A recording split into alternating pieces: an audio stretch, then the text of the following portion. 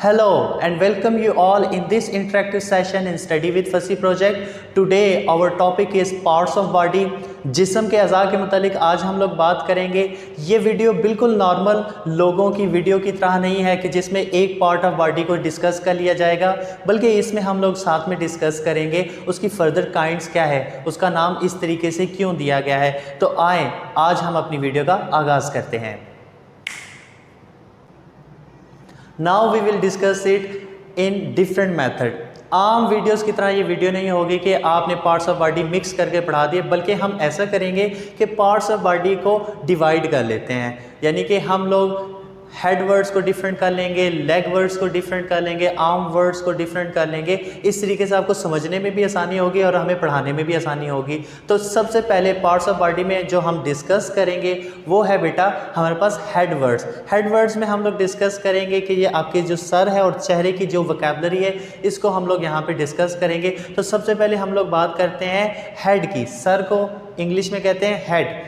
ये जो पूरा रीजन आपका अपर है इसे हम लोग हेड कहते हैं।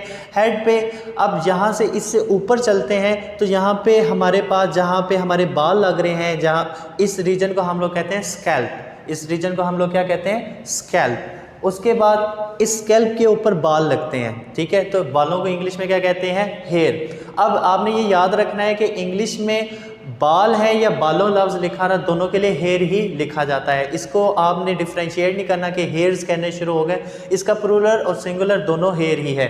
फिर हम लोग बात करते हैं कि जो सर का पिछला हिस्सा होता है, जो सर का जो बैक साइड होती है, इसे हम लोग कहते हैं क्राउन ऑफ द हेड। इसे हम लोग क्या कहते हैं बेटा?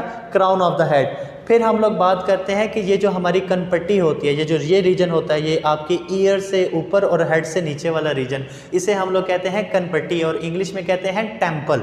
इंग्लिश में हम लोग क्या कहते हैं बेटा? इसे टेम्पल। साथ साथ इसको देखते जाइए, ये वीडियो बड़ी दिलचस्प होगी क्योंकि इससे पहले आपने ये वीडियो कभी भी नहीं देखी होगी कि इन चीज़ों को इतनी डिटेल में डिस्कस किया गया हो।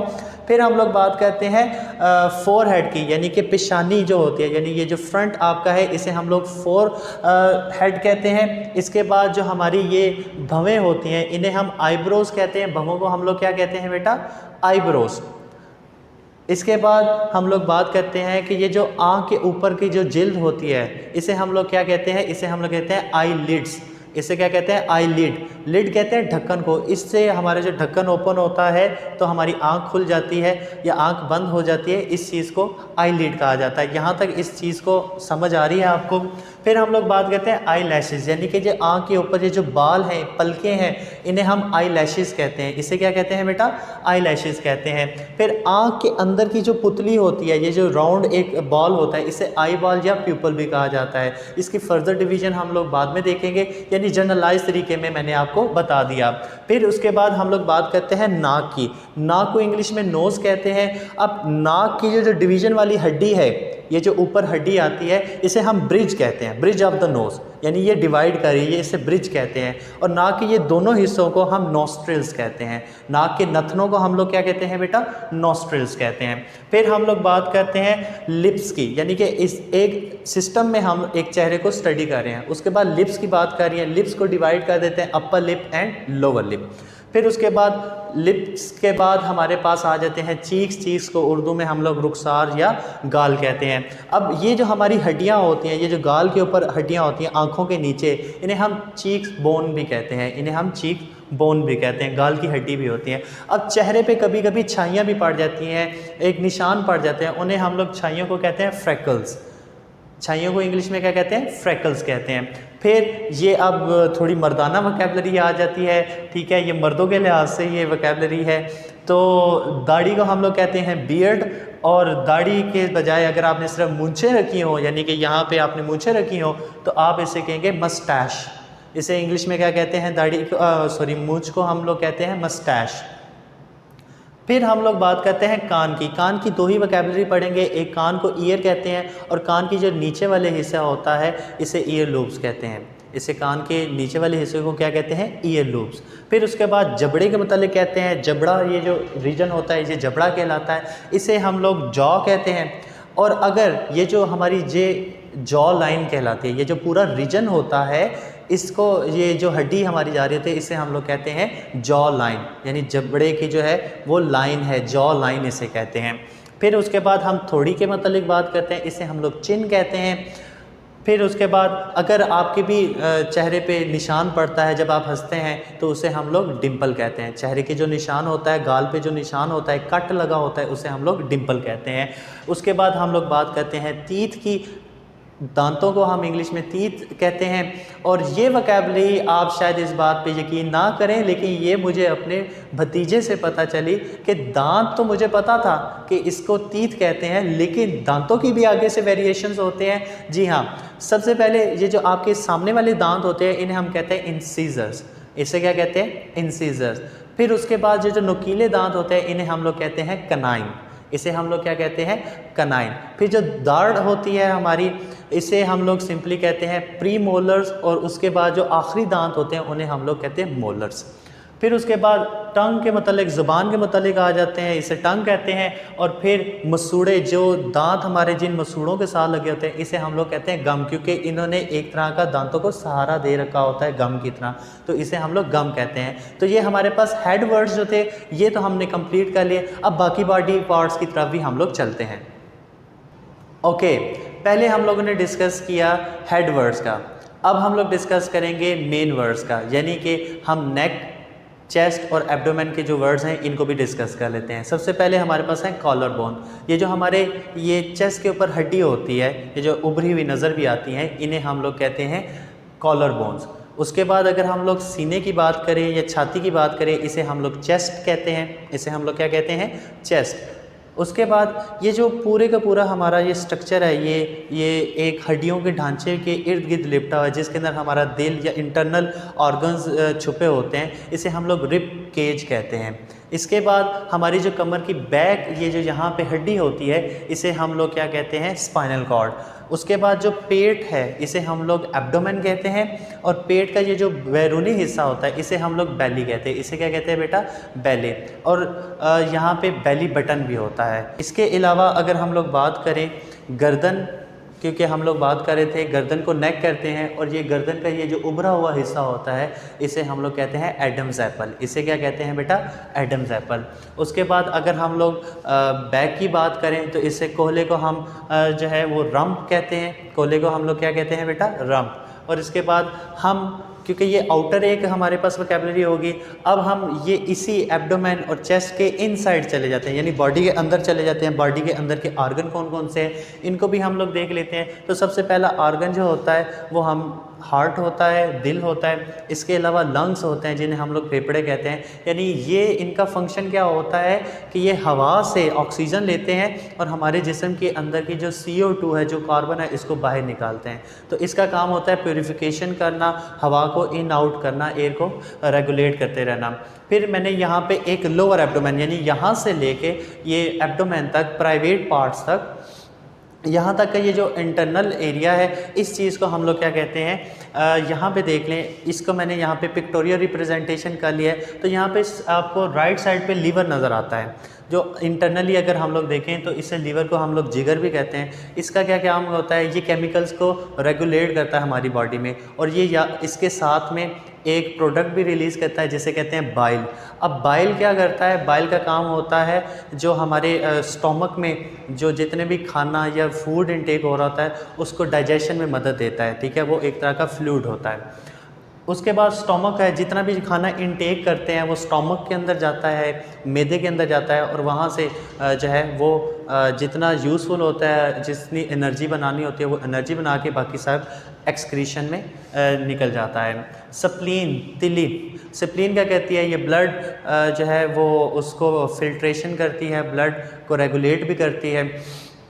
उसके बाद अगर हम लोग बात करें गॉल ब्लैडर की, तो जो जिगर जो है जो बाइल रिलीज़ करता है, वो बाइल जो है जब तक वो उसे स्टोमक में ज़रूरत नहीं होती वो गॉल ब्लैडर में ही रहता है। जो हमारे पास इंटेस्टाइन है, आंत है। अब जितना भी एक्सक्रीशन है वो मैदे से जब निकलती है तो वो हमारे पास बड़ी आंत या छोटी आंत में चली जाती है, तो इसे इंटेस्टाइन कहते हैं। किडनी जो होती है, गुर्दा, ये भी हमारे इस साइड लेफ़्ट साइड पे इन दोनों के करीब होता है, तो ये भी बड़ा इंपॉर्टेंट बॉडी पार्ट है। अगर ये सही तरीके से काम ना करे, ब्लड फिल्ट्रेशन ना करे, तो फिर जो है जो लोग हैं उनके लिए काफ़ी ज़्यादा प्रॉब्लम हो जाती है। फिर इसके बाद अपेंडिक्स, इस साइड पे अपेंडिक्स होता है, यूरिनरी ब्लैडर होता है जिसके थ्रू जो है वो आपके जो फ्लूइड होता है एक्सक्रीशन वाला वो निकलता है, और ये डिसेंडिंग कॉलर्स होते हैं, इसके थ्रू भी एक्सक्रीशन होते हैं। तो ये मेन बॉडी पार्ट का एक शॉर्ट सिनेरियो मैंने आपको दे दिया था। अब इसके बाद हम लोग डिफरेंट डिस्कस करते हैं।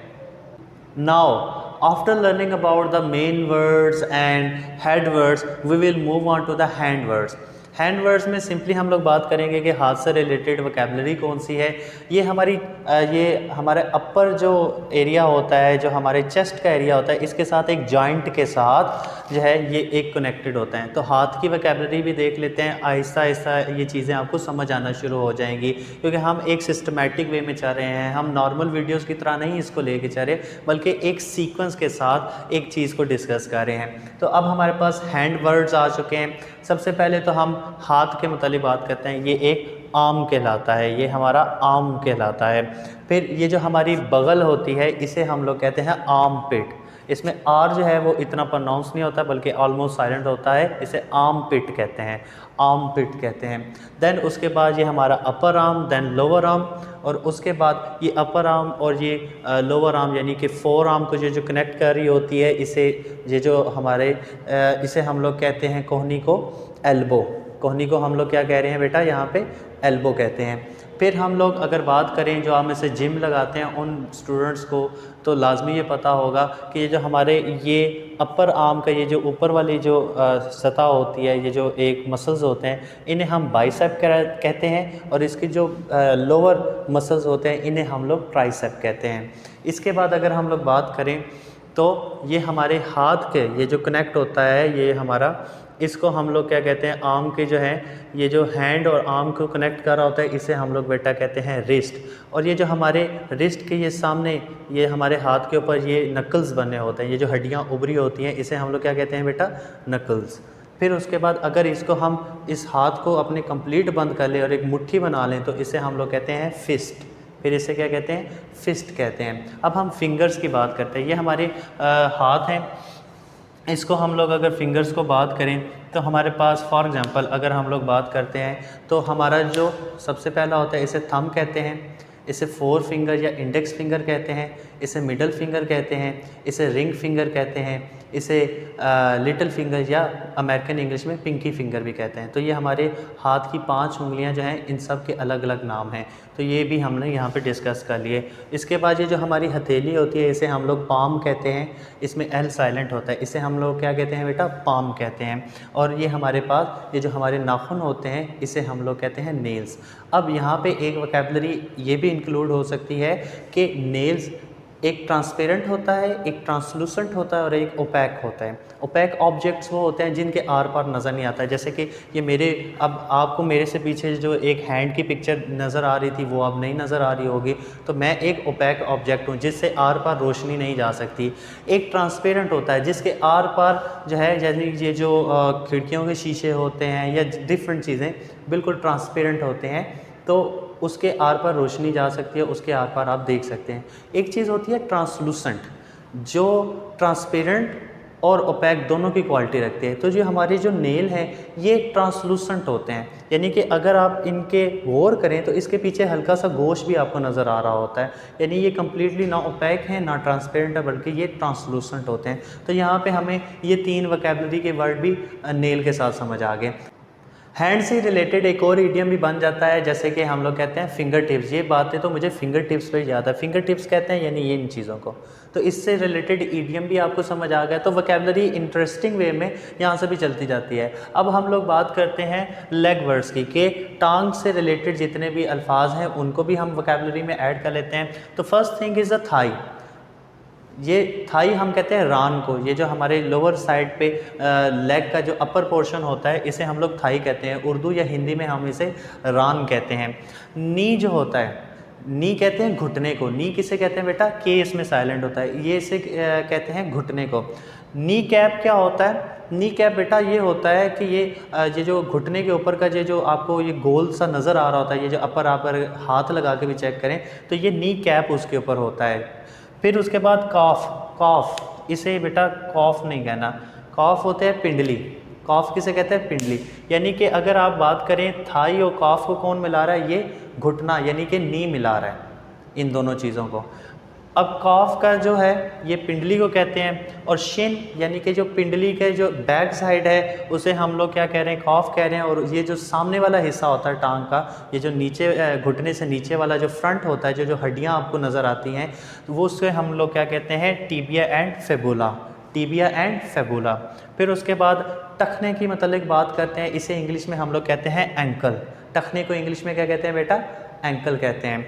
और उसके बाद जो आपका फीट होता है, उसका जो लोअर साइड होती है उसे हम लोग हील कहते हैं, और ये जो उसका बिल्कुल नीचे वाले हिस्सा होता है उसे हम लोग जैसे तलवा भी कहते हैं, इसे हम लोग सोल कहते हैं। इसीलिए अगर हम कोई शूज़ भी लेने जाते हैं तो उसका कहते हैं कि इसका सोल जो है, यानी इसका जो बॉटम है जहाँ पे ये इसने रहना है, इस बॉटम को या सोल को ज़्यादा बेहतर हमें दिया जाए। तो यहाँ पे हमारी ये वोकैबुलरी कंप्लीट हो जाती है। पार्ट्स ऑफ बॉडी को हमने एक अच्छे तरीके से यहाँ पे डिस्कस किया है। पार्ट्स ऑफ बॉडी को हम लोगों ने ऐसे डिस्कस किया कि पहले हेड वर्ड, फिर हमने मेन वर्ब, फिर हमने आर्म वर्ड, और फिर उसके बाद हम लोगों ने लेग वर्ड्स को डिस्कस किया। इस तरीके से आपकी ये वोकैबुलरी कंप्लीट हो गई है। आप हमारी वीडियो को लाइक, शेयर और सब्सक्राइब लाजमी किया करें, उससे हमें इंकरेजमेंट मिलती है और हम रेगुलर बेसिस पे ऐसी वीडियो आपके साथ शेयर करते रहा करेंगे। आप सबका इस वीडियो को देखने का इंतहाई शुक्रिया।